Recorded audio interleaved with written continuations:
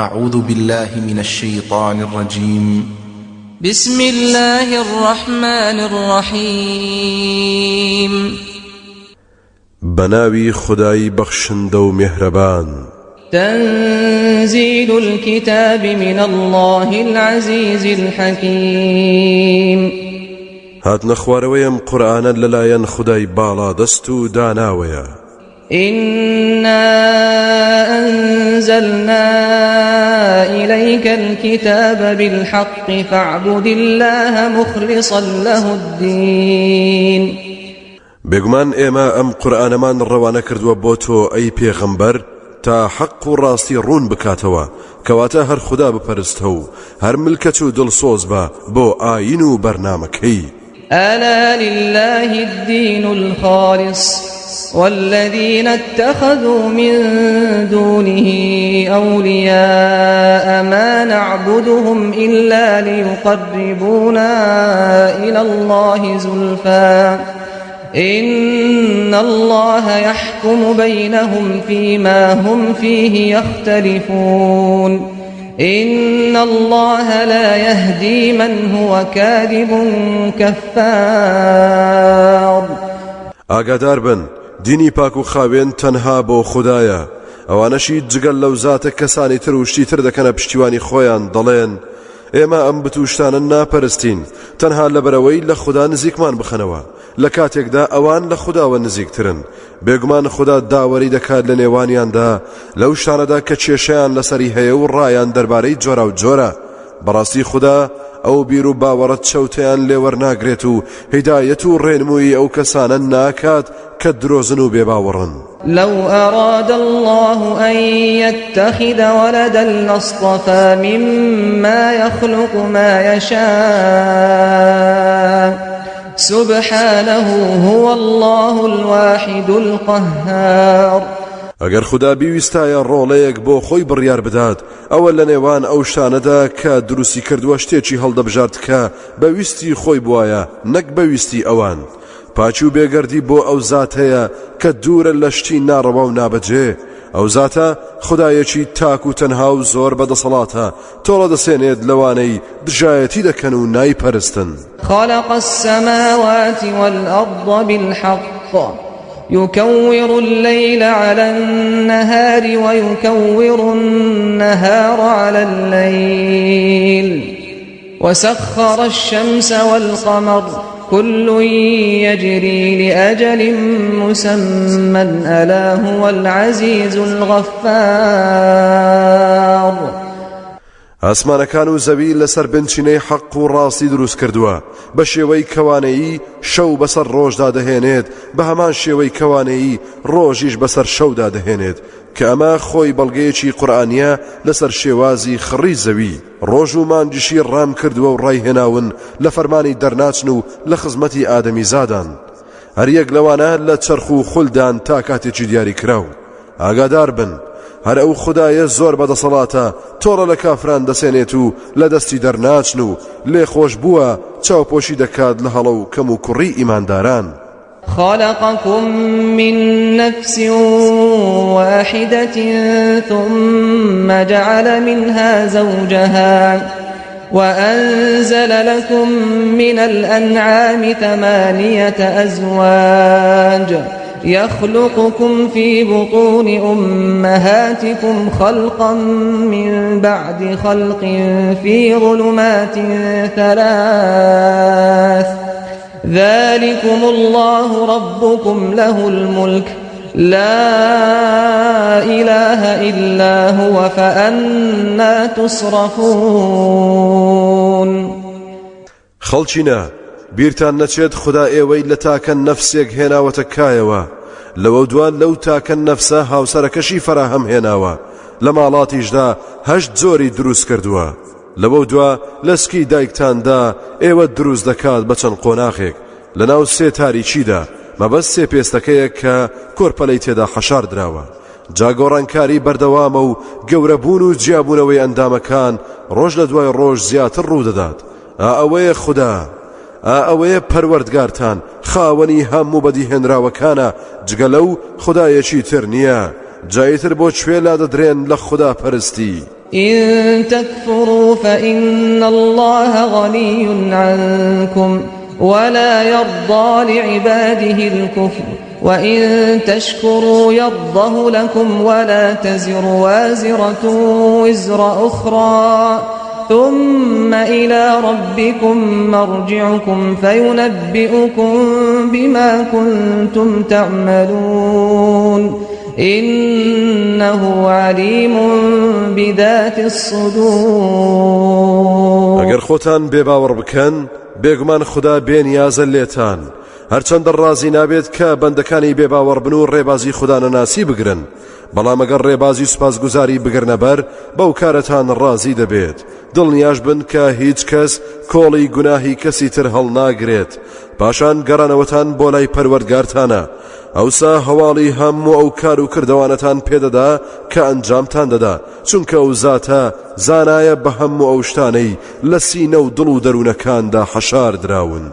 وإذا مس الإنسان ضر دعا ربه منيبا إليه ثم إذا خوله نعمة منه نسي ما كان يدعو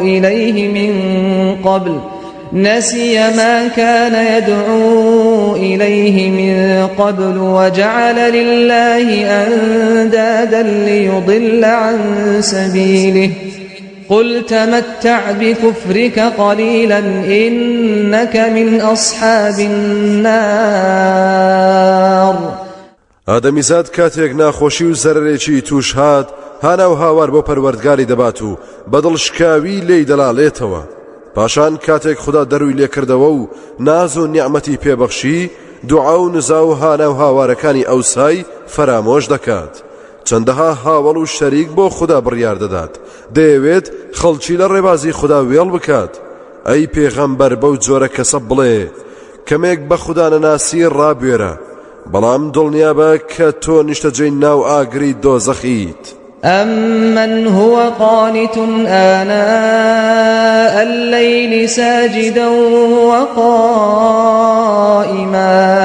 ساجدا وقائما يحذر الآخرة ويرجو رحمة ربه قل هل يستوي الذين يعلمون والذين لا يعلمون إنما يتذكر أولو الألباب. ئایا ئەو جۆرە کەسانەی کە باس کران چاکترن یا ئەو ئیماندارەی کە لە دوو توێی شەوگاردا هەڵدەستێت بۆ خوداپەرستی سوژدەت دەبات و بە پێوە دەوەستێت لە لێپرسینەوەی قیامەت دەترسێت و ئومێد و هیوای بە میهرەبانی پەروەردگاری هەیە. ئەی پێغەمبەر بڵێ ئایا ئەو کەسانەی کە دەزانن و شارەزان وەگەوانن کە هیچ نازان و شارەزاییان نییە بەڕاستی تەنها خاوەن بیر و هۆشەکان لەم جۆرە یاداوەریانە سوود وەردەگرن و تێدەگەن لە حەقیقەتی دنیا و قیامەت و دڵنیان ژیانی دنیا فرسەتێکی بەنرخە و بۆ بەدەستهێنانی ڕەزامەندی خوددا بەکاری دەهێنن. قل يا عبادي الذين آمنوا اتقوا ربكم للذين أحسنوا في هذه الدنيا حسنة وأرض الله واسعة إنما يوفى الصابرون أجرهم بغير حساب.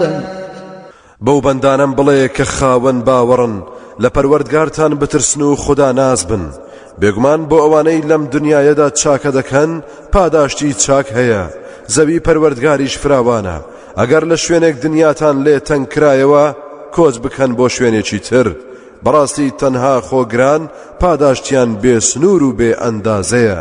قل إني أمرت أن أعبد الله مخلصا له الدين. هەروەها ئەی پێغەمبەر پێیان بڵێ بەڕاستی من فەرمانم پێدراوە هەر خوددا بپەرستم و لە هەموو ژیانمدا ملکەت و فەرمانبەرداری دین و ئاین و بەرنامەی ئەو بم. وأمرت لأن أكون أول المسلمين. فەرمانشم پێدراوە کە یەکەمین کەس بم لە خوداپەرستی و ئیسلامەتی و دینداریدا. قل إني أخاف إن عصيت ربي عذاب يوم عظيم. هەروەها بڵێ من زۆر دەترسم لە سزای ڕۆژێکی پڕمەترسی و سامناک بەتایبەت ئەگەر سەرکەشی بکەم لە فەرمانی پەروەردگارم. قل الله أعبد مخلصا له ديني بڵێ من تەنها هەر خوددا دەپەرستم و ملکەت و فەرمان بەرداری ئاین و بەرنامەکەی ئەو دەبم.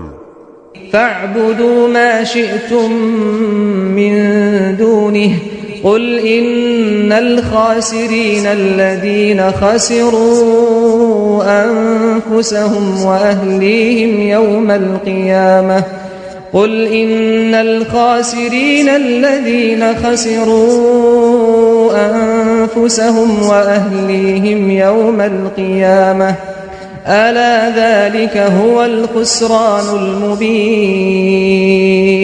جایوش ئەی بێباوەڕان چی دەپەرستن جگە لەو خودایە بیپەرستن پێیان بڵێ بێگومان خەسارەتمەندانە و کەسانن خۆیان و خاو خێزانیان لەدەست چووە لە ڕۆژی قیامەتدا. ئاگادار بن کە بەڕاستی هەر ئەوەیە خەسارەتمەندی ئاشکرا و زیانی دیار و ڕوون. لهم من فوقهم ظلل من النار ومن تحتهم ظلل ذلك يخوف الله به عباده يا عباد فاتقون. ئەوانە لە سەرویانەوە پەڵە هەوری دووکەڵ لە ئاگر دەورەی داون لە ژێریشانەوە هەمان پەڵە هەور و دووکەڵ هەیە. ئابەو شێوەیە خودای گەورە بەندەکانی دەترسێنێت و پێیان دەفەرموێت ئەی بەندەکانم پارێزکار بن و خۆتان لە سزای من بپارێزن. والذين اجتنبوا الطاغوت أن يعبدوها وأنابوا إلى الله لهم البشرى فبشر عباد.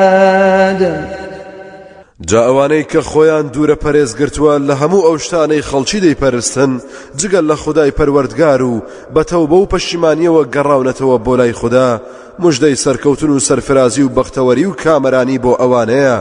دەموژدە بدە بەو بەندانم الذين يستمعون القول فيتبعون أحسنه أولئك الذين هداهم الله وأولئك هم أولو الألباب. ئەوانەی گوێ بۆ قسە و گفتار دەگرن و پێی ڕەوی چاکترینی دەکەن ئەوانە کەسانێکن کە خوددا هیدایەت و ڕێنمویی کردوون ئەوانە خاوەنی عەقڵ و ژیری و بیر و هۆشن. أفمن حق عليه كلمة العذاب أفأنت تنقذ من في النار. جا ئایا ئەو کەسەی کە بەهۆی خراپی و خوددا نەناسیەوە بڕیاری سزادانی درابێت تۆ هیچ کاروباری ئەوت بەدەستە؟ ئایا تۆ دەتوانیت ئەو جۆرە کەسانە ڕزگار بکەیت کە لە ناو ئاگری دۆزەخدا گیریان خواردووە؟ لكن الذين اتقوا ربهم لهم غرف من فوقها غرف مبنية تجري من تحتها الأنهار وعد الله لا يخلف الله الميعاد. بەڵامەوانەی کە لە پەروەردگاریان دەترسان و دیندار بوون کۆشک و تەلاری چەند هۆم کە ژوورەکانی لەسەر یەکن بۆیان ئامادەیە چەندەها ڕووبار بەژێر و بەبەردەم ئەو کۆشکانەدا جاریە. ئەوەش بەڵێنی خودایە بێگومان خوداش بەڵێنی خۆی دەباتە سەر. ألم تر أن الله أنزل من السماء ماء فسلكه ينابيع في الأرض ثم يخرج به زرعا مختلفا ألوانه ثم يهيج فتراه مصفرا ثم يجعله حطاما إن في ذلك لذكرى لأولي الألباب. ئایا تۆ نەتبینیوە و سەرنجت نەداوە بەڕاستی خوددا لە ئاسمانەوە بارانی باراندووە لەوە دوا لە ناو ناخی زەویدا کۆی دەکاتەوە پاشان بە شێوەی کارێز و کانی دەری دەهێنێت ئەوسا هەر بەو ئاوە کشت و کاڵی هەمە جۆر و هەمە ڕەنگ دەڕوێنێت اینجا دەبینیت وشک دەبێت و زەرد هەڵدەگەڕێت پاشان دەیخات و ورد و خاشی دەکات. جا بەڕاستی ئالە و شتانەدا یاداوەری و یادخستنەوە هەیە بۆ کەسانی ژیر و هۆشمەند. أفمن شرح الله صدره للإسلام فهو على نور من ربه فويل للقاسية قلوبهم من ذكر الله فويل للقاسية قلوبهم من ذكر الله أولئك في ضلال مبين. جاء ئەو کەسەی کە خودای میهرەبان سینەی گوشاد کردووە بۆ ئیسلام و لەسەر ڕێبازی نور و ڕووناچی پەروەردگاریەتی وەک ئەو کەسە وایە کە پێچەوانەیە هاوار و وەیل بۆ ئەوانەی کە دڵیان ڕقل لە ئاستی قورئان و یادی خوددا ئەوانە لە گومڕایەکی ئاشکرادا گیریان خواردووە. الله نزل أحسن الحديث كتابا متشابها مثانية تقشعر منه جلود الذين يخشون ربهم ثم تلين جلودهم وقلوبهم إلى ذكر الله ذلك هدى الله يهدي به من يشاء ومن يضلل الله فما له من هاد. خدا جوانترین و پیرۆسترین فەرمایشتی ناردۆتە خوارەوە کە ئەم قورئانەیە لە جوانیدا ڕشتندا بابەتەکانی لە یەک دەچن هەندێک باسیشی بە شێوازی جیاواز تیادا دووبارە بۆتەوە. جا کارکردی ئەم قورئانە ئەوەیە تەزوو دەهێنێت بە گیان و پێستی ئەو کەسانەدا کە ترسی پەروەردگاریان لە دڵ و دەرووندا هەیە پاشان گیان و پێست و دڵیان نەرم و ئامادە و چالاک دەبێت بۆ یادی خوددا و خوداپەرستی. ئەوە هیدایەت و ڕێنمووی خوددایە کە هەر کەس شایستە بێت هیدایەت و ڕێنمووی دەکات بۆ ئەو پلە و پایە بەرزانە ئەوەشی کە ڕێبازی خوددا ون بکات کەس نییە ڕێنمووی بکات. أفمن يتقي بوجهه سوء العذاب يوم القيامة وقيل للظالمين ذوقوا ما كنتم تكسبون. جاء ئەو کەسەی بەڕوخسار و دەم و چاوی بەرگری لە سزای سەختی ڕۆژی قیامەت بکات وەگەوە وایە کە نەترسێت ئەوسا بەوستەم کارانە دەوترێت دەی بچێژن سزای ئەوەی کە دەتان کرد. كذب الذين من قبلهم فأتاهم العذاب من حيث لا يشعرون. ئەوانەی پێش ئەمانیش بڕوایان بە پێغەمبەران نەبوو زۆری پێنەچوو تۆڵە و سزای یەخەی پێگرتن لە شوێنێکەوە کە بەتەمای نەبوون و هەستیان پێ نەدەکرد. فأذاقهم الله الخزي في الحياة الدنيا ولعذاب الآخرة أكبر لو كانوا يعلمون. ئەوسا ئیتر خوددا هەر لە ژیانی دنیادا تاڵاوی کرد بە گەرویاندا و ڕیسوای کردن بێگومان سزای قیامەت سەختترە بۆیان ئەگەر بیان زانیایە. ولقد ضربنا للناس في هذا القرآن من كل مثل لعلهم يتذكرون. سوێن بێت بە خوددا بەڕاستی ئێمە لەم قورئانەدا هەموو جۆرە نمونەیەکمان بۆ خەڵکی هێناوەتەوە بۆ ئەوەی یاداوەری وەربگرن و بیرێک بکەنەوە لە ڕاستیەکان و تێبگەن. قرآنا عربيا غير ذي عوج لعلهم يتقون. قورئانێکی پارا و بە زمانی عەرەبی هیچ کەچی و لاریەکی تێدا بەدی ناکرێت بۆ ئەوەی پارێزکار و خوداناز بن. ضرب الله مثلا رجلا فيه شركاء متشاكسون ورجلا سلما لرجل هل يستويان مثلا الحمد لله بل أكثرهم لا يعلمون. خدای گەورە نمونەی هێناوەتەوە بە پیاوێک کە گیری خواردبێت بەدەست چەند بەرپرسێکی شەڕانی و سەرکەشەوە پیاوێکی تریش تەنها یەک بەرپرسی هەبێت ئایا ئەو دوو جۆرە نمونەیە وەک یەکن؟ سپاس و ستایش تەنها شایستەی خوددایە نەخێر یەکسان نییە بەڵام زۆربەی ئەو خەڵکە لەم ڕاستیە تێناگەن و نایزان و لێکی نادەنەوە.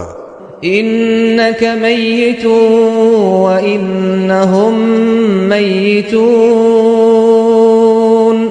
بەڕاستی تۆش دەمریت و ئەوانیش دەمرن و کەس نامێنێت. ثم إنكم يوم القيامة عند ربكم تختصمون. پاشان بێگومان ئێوە واتان نەکبەت و یاخیەکان ڕۆژی قیامەت لەلای پەروەردگارتان یەخەی یەک دەگرن داوا چی دەبن لەسەر یەکتر. فمن أظلم ممن كذب على الله وكذب بالصدق إذ جاءه أليس في جهنم مثوى للكافرين. جاچێ لەو کەسە ستەمکارترە کە درۆ بەدەم خودداوە هەڵدەبەستێت و ئەو ڕاستی کە پێ ڕاگەیەندراوە بڕوای پێی نییە کاتێک بۆی هاتووە مەگەر لە دۆزەخدا شوێنی مانەوە بۆ کافران نییە. والذي جاء بالصدق وصدق به أولئك هم المتقون.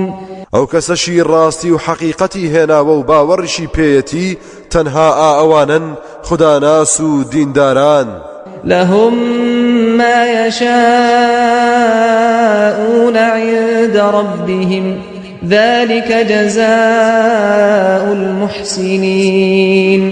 جاو بەختەوەرانە هەرچیان بوێت لەلایەن پەروەردگاریانەوە بۆیان ئامادەیە و پێشکەشیان دەکرێت. ئەوەیە پاداشی چاکەکاران و چاکەخوازان. ليكفر الله عنهم أسوأ الذي عملوا ويجزيهم أجرهم بأحسن الذي كانوا يعملون.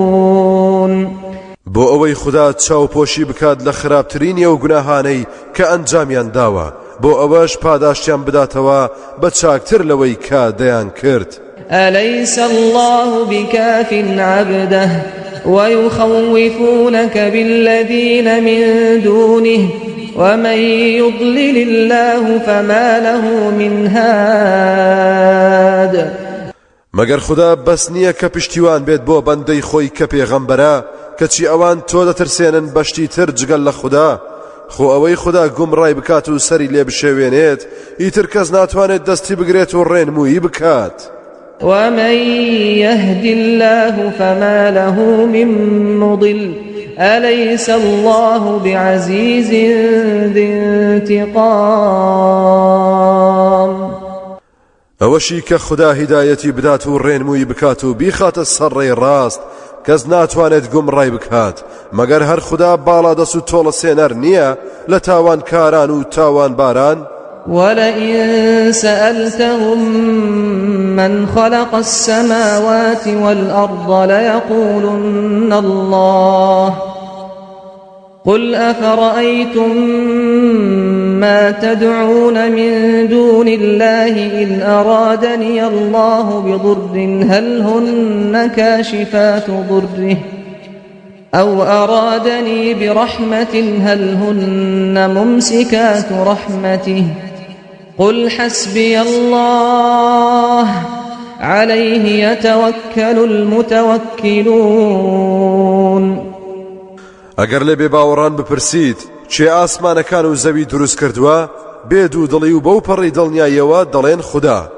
باشە پێمان بڵێن ئەوەی هاواری لێ دەکەن لە جیاتی خوددا ئەگەر ئەو خوددایە بیەوێت تووشی بەڵاو ناخۆشیەکەم بکات ئایا ئەو بتانە دەتوانن فریان بکەون و نەهێڵن یاخود ئەگەر بیەوێت ڕەحمەت و بەخششێکم پێ ببەخشێت ئایا ئەوانە دەتوانن ئەو ڕەحمەت و بەخششە قەدەغە بکەن و نەهێڵن و بیگرنەوە؟ تۆ ئەی پێغەمبەر بڵێ من خوددام بەسە کە لە تەنگانەدا دەگاتە فریام دەبا ئەوانەی پشتیوانیان دەبێت هەر پشت بەو ببەستن. قل يا قوم اعملوا على مكانتكم إني عامل فسوف تعلمون من يأتيه عذاب يخزيه ويحل عليه عذاب مقيم. هەروەها پێیان بڵێ ئەی قەوم و هۆزەکەم ئێوە لەسەر شێوازی خۆتان کار بکەن منیش بەڕاستی سەرگەرمی کاری خۆمم جا لە ئایندەدا بۆتان ڕوون دەبێتەوە کە چێ تووشی سزایەک دەبێت کە سەرشۆڕ و شەرمەزار و سەرگەردانی دەکات لە دنیادا لە قیامەتیشدا سزایەکی بەردەوام داوێنگیری دەبێت و لە کۆڵی نابێتەوە. إنا أنزلنا عليك الكتاب للناس بالحق فمن اهتدى فلنفسه ومن ضل فإنما يضل عليها وما أنت عليهم بوكيل. بێگومان ئێمە ئەم قورئانەمان بۆ تۆ دابەزاندووە تا هەرچی ڕاستیەکانە بۆ خەڵکی ڕوون ببێتەوە. جا ئەوەی ڕێبازی هیدایەت بگرێتە بەر ئەوە خۆی قازانجی کردووە، ئەوەشی کە گومڕابووە گومڕابوونەکەی لەسەر خۆی دەکەوێت و نەبێت تۆ چاودێر و پاڵ پێوە نەریان بیت تا بە زۆر بیان خەیتە سەر ڕێبازی هیدایەت. الله يتوفى الأنفس حين موتها والتي لم تمت في منامها فيمسك التي قضى عليها الموت ويرسل الأخرى إلى أجل مسمى إن في ذلك لآيات لقوم يتفكرون. هەر خودایە کە گیانەکان دەچێشێت لە کاتی مردنیاندا، هەروەها ئەو گیانەش کە نەمرد لە خەوەکەیدا هەر خوددا بۆی دەنێرێتەوە. جا ئەو کەسەی کە خوددا بڕیاری مردنی دابێت ڕۆحەکەی دەگرێتەوە و ناگەڕێتەوە بۆ لاشەی، ئەو کەسەشی کە ڕۆژی تەواو نەبوو بێت دەینێرێتەوە بۆی تا کاتێکی دیاری کراو. بەڕاستی ئالە و دیاردانەدا چەندەها بەڵگە و نیشانەی زۆر هەیە بۆ کەسانێک کە تێفکردن و بیر بکەنەوە. لەم ساڵانەی دواییدا ئارسەر ئەلیسۆن زانای فیزیای ناوچی لە کۆنگرێکدا لە قاهیرە بابەتێکی دەربارەی مردن و خەو پێشکەش کرد. تیایدا وتبووی دوای نزیکەی 25 ساڵ لێکۆڵینەوە و وردبوونەوە بۆم دەرکەوتووە کە خەو جۆرە مردنێکە. ئەو کاتە زانایەکی مسلمان ئاماژەی بۆ ئەم ئایەتە کرد. ئیتر ئارسەر سەری سۆڕما و سەرنجام شایەتمانی هێنا. ئێستا مسلمانێکی ئینگلیزی تێکۆشەرە. أم اتخذوا من دون الله شفعاء قل أولو كانوا لا يملكون شيئا ولا يعقلون. نەخێر ئەوانە بیر ناکەنەوە، بەڵکو سەر لێ شێواوەکان لە جیاتی خوددا شتی تریان کردووە بە تکاکاری خۆیان.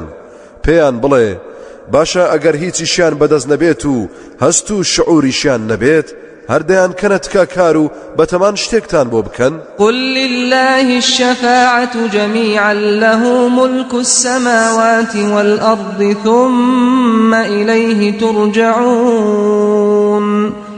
اینجا پێیان بڵێ تکاکار و تکا وەرگرتن و تکاکردن هەر هەمووی بەدەست خوددایە، هەرچی لە ئاسمانەکان و زەویدا هەیە هەر ئەو خاوەنیانە، لەوە دوایش هەر بۆ لای ئەو دەبرێنەوە. وإذا ذكر الله وحده اشمأزت قلوب الذين لا يؤمنون بالآخرة وإذا ذكر الذين من دونه إذا هم يستبشرون. کاتێکیش تەنها ناوی خوددا برا ئەوانەی کە باوەڕیان بە قیامەت و ڕۆژی دوایی نییە دڵیان دەگیرێت و بێزاری دایان دەگرێت. بەڵام کاتێکیش باسی شتی تر بکرێت جگەل لە خوددا دەست بەجێ دڵخۆش و کەیف خۆش دەبن و حەزی پێ دەکەن. قل اللهم فاطر السماوات والأرض عالم الغيب والشهادة أنت تحكم بين عبادك فيما كانوا فيه يختلفون. ئەی پێغەمبەر بڵێ ئەو خودایی کە بەدیهێنەری ئاسمانەکان و زەویت، زانای پەنهان و ئاشکرایت، هەر تۆ دادوەری دەکەیت لە نێوان بەندەکانتدا لەو شتانەدا کە کێشەیان تیا دەکرد. ولو أن للذين ظلموا ما في الأرض جميعا ومثله معه لافتدوا به من سوء العذاب يوم القيامة وبدا لهم من الله ما لم يكونوا يحتسبون. خۆ ئەگەر بەڕاستی ئەوانەی کەستەمیان کردووە خاوەنی هەر هەموو زەوی بن ئەوەندەی تریشی لەگەڵ بێت ئەوە لە ڕۆژی قیامەتدا هەر هەمووی دەکەنە قوربانی خۆیان و هەمووی دەبەخشن لە پێناوی ڕزگاری خۆیاندا کاتێک کە دەبینن سزا و ئازاری دۆزەخ زۆر سەختە و لەلایەن خوداوە سزا و ئازار و ئەشکەنجەی وایان بۆ دەردەکەوێت کە هەرگیز بەتەمای نەبوون. وبدا لهم سيئات ما كسبوا وحاق بهم ما كانوا به يستهزئون. ئەو سائیتر سەرنجامی کار و کردەوە ناشرینەکانی خۆیانیان بۆ دەرکەوت و ئەوەی بەگاڵتە گرتبیان و بڕوایان پێی نەبوو داوێن گیریان دەبێت. فإذا مس الإنسان ضر دعانا ثم إذا خولناه نعمة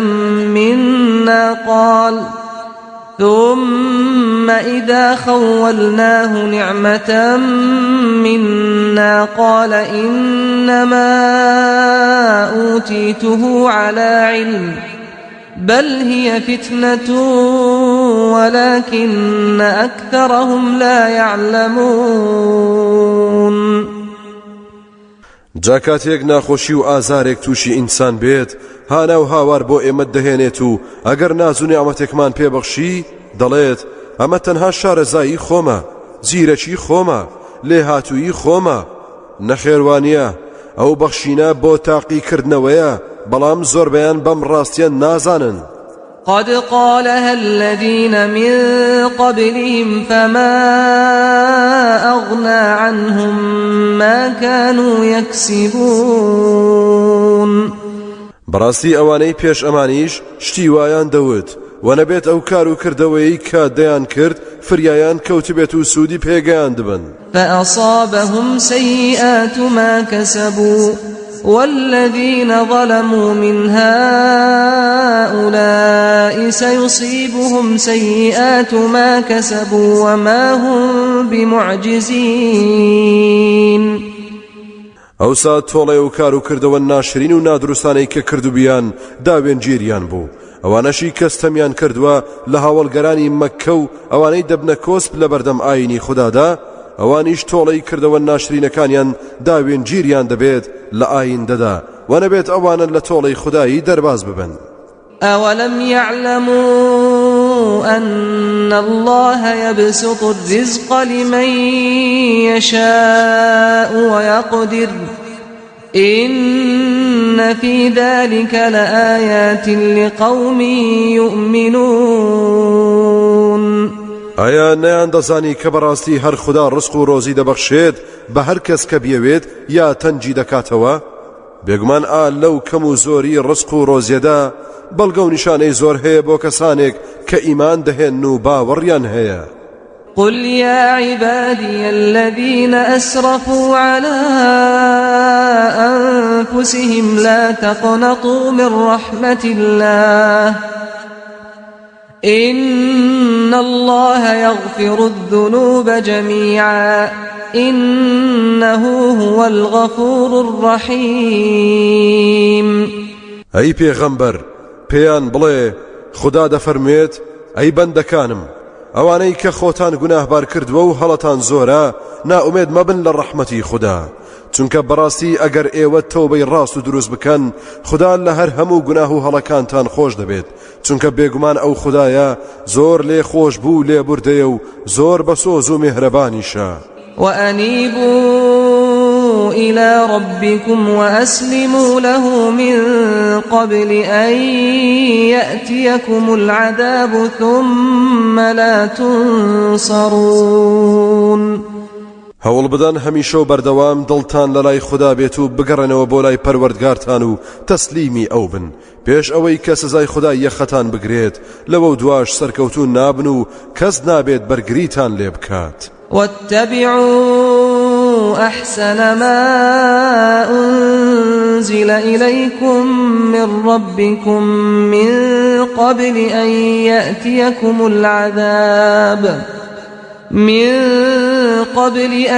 يأتيكم العذاب بغتة وأنتم لا تشعرون.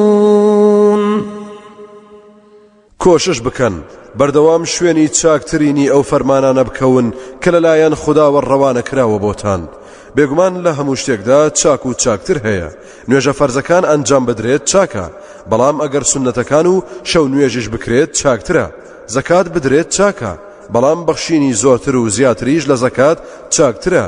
تۆڵەساندن لە کەسێک کە حەقت بەسەریەوە هەیە ڕێی پێدراوە، بەڵام چاوپۆشی و لێبوردن چاکترە هەتا دوایی، پێش ئەوەی سزا و ئازاری کت و پڕ یەخەتان پێ بگرێت و لە کاتێکدا ئێوە هەست بە نزیکی سزاکە نەکەن. أن تقول نفس يا حسرة على ما فرطت في جنب الله وإن كنت لمن الساخرين. نەوەکو یەکێک بڵێت ئاخ و داخ و پەشیمانی بۆ ئەو هەموو لادان و نادروستیانەی کە کردم لە فەرمان و بەرنامەی خودادا. بێگومان لەو کەسانەش بووم کە گاڵتەیان بە دین و بەرنامەی خوددا دەکرد و ئیماندارانم بە دواکەوت و کۆنەپەرست دەزانی. أو تقول لو أن الله هداني لكنت من المتقين. یاخود بڵێت ئەگەر بەڕاستی خوددا هیدایەت و ڕێنمووی بکردمایە ئەوە من لە ڕیزی پارێزکاران و چاکاندا دەبووم. أو تقول حين ترى العذاب لو أن لي كرة فأكون من المحسنين. یاخود کاتێک کە سزا و ئازار دەبینێت بڵێت خۆ ئەگەر بێگومان مۆڵەتێک ببێت و جارێکی تر بگەڕێمەوە بۆ دنیا ئەوە مەرج بێت لە چاکەکاران بم. بلى قد جاءتك آياتي فكذبت بها واستكبرت وكنت من الكافرين. نەخێوانیە مۆڵەت بەسەرچوو، چونکە بەڕاستی کاتی خۆی ئاەت و فەرمانی منت بۆ هات کەچی تۆ ئەو کاتە بڕوات پێ نەدەکرد و بە درۆت دەزانی، فیز و دەمارگیریت دەکرد و لوتت هەڵدەبڕی لە ئاستیدا، تۆ هەر لە ڕیزی بێ بڕواکاندا بوویت. ئیتر ئێستا بۆچی بێشەرمانە داوای گەڕانەوەی بۆ دنیا دەکەیت؟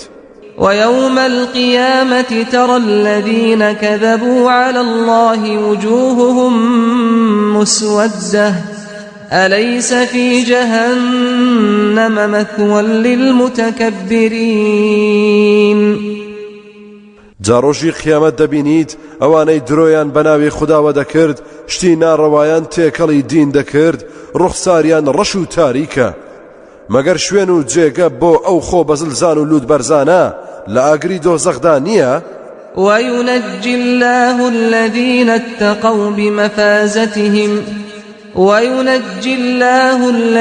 اتقوا بمفازتهم لا يمسهم السوء ولا هم يحزنون.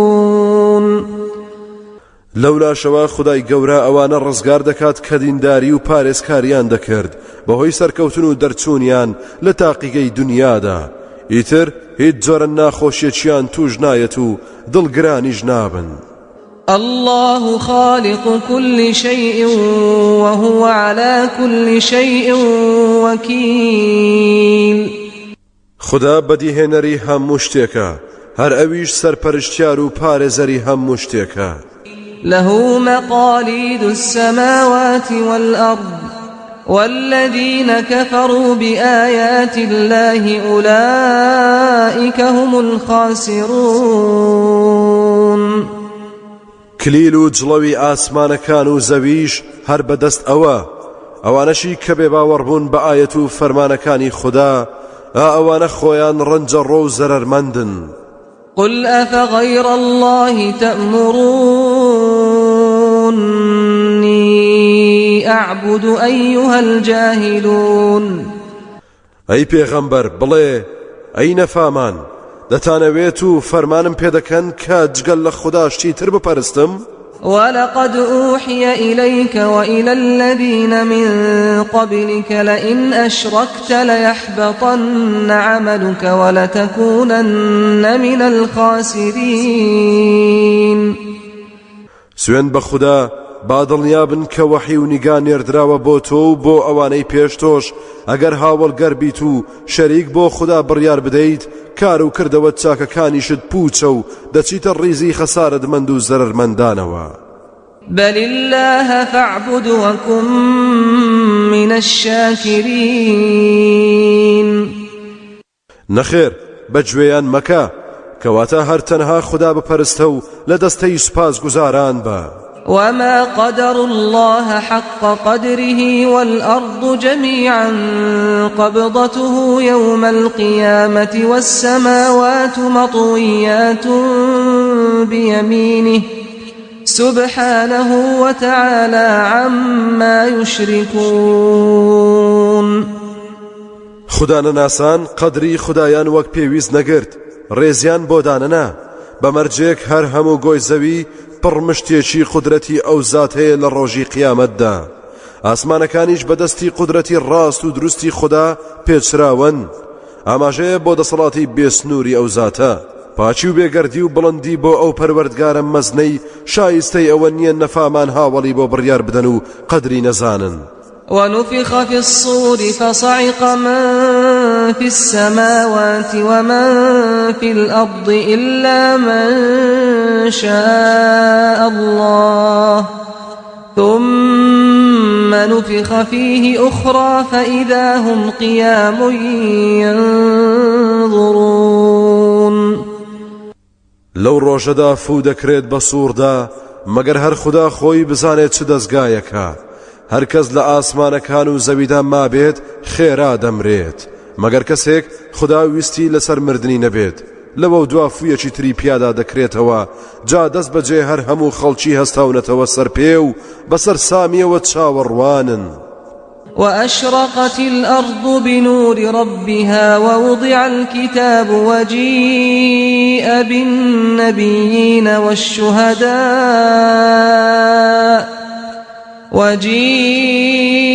بالنبيين والشهداء وقضي بينهم بالحق وهم لا يظلمون دیارە کە خۆری دنیا نەماوە زەوی بۆتە گۆڕەپانێکی فراوان ئەوسا بە نورێک کە خوددا فراهەمی دەهێنێت زەوی ڕووناک دەبێتەوە کارنامە و دۆسیەکانیش دانراون سەرەتا پێغەمبەران و شەهیدان دەهێنرێن و دادوەری لە نێوانیاندا ئەنجام دەدرێت بە شێوەیەکی حەق و ڕاستی بێگومان ئەوان هیچ جۆرەستەمێکیان لێ ناکرێت ووفيت كل نفس ما عملت وهو أعلم بما يفعلون هەر کەسە ئەنجامی کردەوەی خۆی وەردەگرێت بە تەواوی سەرنجامی کۆششی خۆی دەست دەکەوێت چونکە ئەو زاتە زانایە بەو کار و کردەوانەی کە خەڵکی دەیکەن وسيق الذين كفروا إلى جهنم زمرا حتى إذا جاءوها فتحت أبوابها وقال لهم خزنتها ألم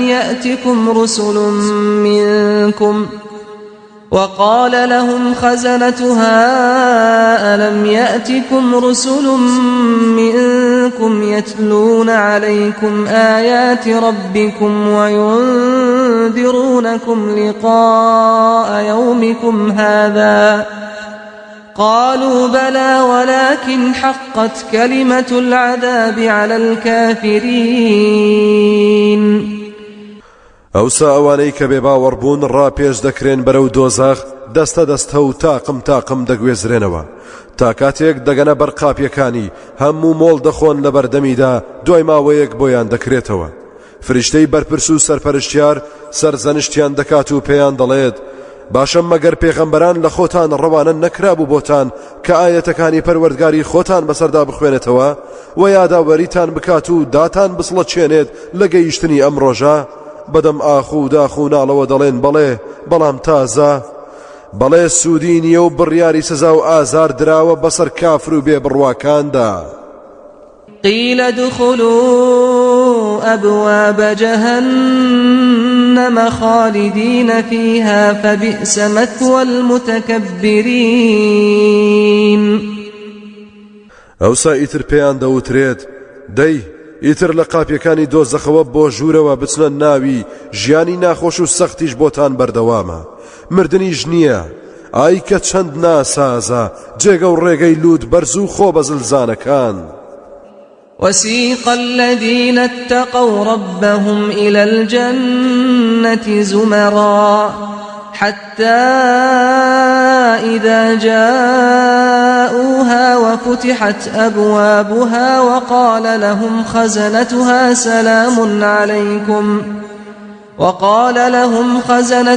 سلام عليكم طبتم فادخلوها خالدين. لولا شەوە ئەوانەی کە پارێزکار و بەندەی ملکەچی پەروەردگاریان بوون، ئەوانەی حسابیان بۆ ئەو ڕۆژە دەکرد، دەستە دەستە و پۆل پۆل بەو پەڕی ڕێزەوە بەڕێ دەکرێن بەرەو بەهەشت، هەتا کاتێک کە دەگەنە ئەوێ دەواازەکانی لە ڕوویاندا کراوەیە و لەسەر پشتە. فریشتەکانی بەرپرس و سەرپەرشتیارانی بەهەشت زۆر بە گەرمی و ڕووخۆشیەوە پێشوازیان لێ دەکەن و دەڵێن: درود و سڵاوتان لێبێت، ئێوە پاک و خاوێنن، کەواتە فەرمون بچنە ناو بەهەشتەوە هاوڕێ لەگەڵ ژیانی هەمیشەیی و نەبڕاوەدا. وقالوا الحمد لله الذي صدقنا وعده وأورثنا الأرض نتبوأ من الجنة حيث نشاء فنعم أجر العاملين. ئەو سایترە و بەختەوەرانە دەڵێن: سپاس و ستایش بۆ ئەو خودایەی کە بەڵێنی خۆی بۆمان بردە سەر و کردینی بەخاوەنی سەرزەمینی بەهەشت و لە هەر شوێنێک و لە هەر جێیەکیدا بمانەوێت سربەستانە ژیان دەبەینە سەر. ئای چەندە پاداشتی تێکۆشەران و خەباتکاران چاک و پاک و بەنرخە. وترى الملائكة حافين من حول العرش يسبحون بحمد ربهم وقضي بينهم بالحق وقيل الحمد لله رب العالمين.